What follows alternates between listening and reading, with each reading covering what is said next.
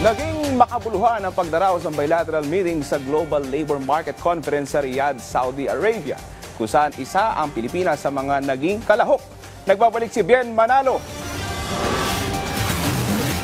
Alinsunod sa direktiba ni Pangulong Ferdinand R. Marcos Jr. na palawakin pa ang job opportunities at palakasin ang mga programang mangangalaga sa kapakanan ng mga tinaguriang bayani sa makabagong panahon ang ating magigiting na overseas Filipino workers. Naging matagumpay ang ginanap na bilateral meetings sa Global Labor Market Conference sa Riyadh, Saudi Arabia kung saan isa ang Pilipinas sa mga dumalo. Ipinagmalaki ng Department of Migrant Workers na nasa 10 bansa ang kanilang nakausap sa naturang pagpupulong na nagpahayag ng kanilang interes sa mga Filipino skilled worker. Kabilang sa mga bansang ito ang Kingdom of Saudi Arabia, Finland, the Bahamas, Oman, Jordan, Egypt, Indonesia, Tajikistan, Kyrgyzstan at Libya.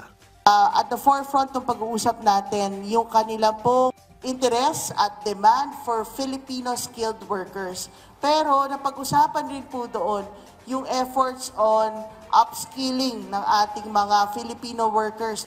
Napag-usapan din po sa ibang mga bansa ang need for caregivers na align po doon sa efforts po ng department na magkaroon ng upskilling po. Ayon pa sa DMW, nais ng mga nabanggit na bansa na paigtingin pa ang ugnayan sa Pilipinas na lilikha ng sustainable workforce at mangangalaga sa kapakanan ng mga OFW. Inaasahang bibisita rin sila sa bansa para pag-aralan ang Overseas Employment Program ng Pilipinas at ang mga programa nito sa paglaban sa illegal recruitment. Napag-usapan din po na may mga ibang bansa na gusto hong magkaroon ng sarili nilang Department of Migrant Workers or magkaroon po ng Overseas Employment Program.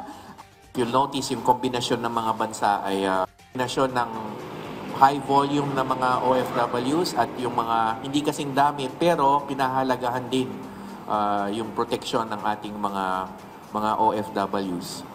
Target naman ng DMW na makapagbukas ng mas marami pang embahada ng Pilipinas sa iba't ibang dako ng mundo ngayong taon. Samantala, pinangunahan naman ng DMW ang inaugurasyon ng Bahay Kalinga Daycare na mangangalaga sa mga anak ng OFWs na naninirahan sa pabahay ng ahensya sa Riyadh. Layo ng daycare center na maghatid ng basic learning experience at socialization skills sa mga bata bilang paghahanda bago sila bumalik ng Pilipinas. Bien Manalo para sa Pambansang TV sa Bagong Pilipinas.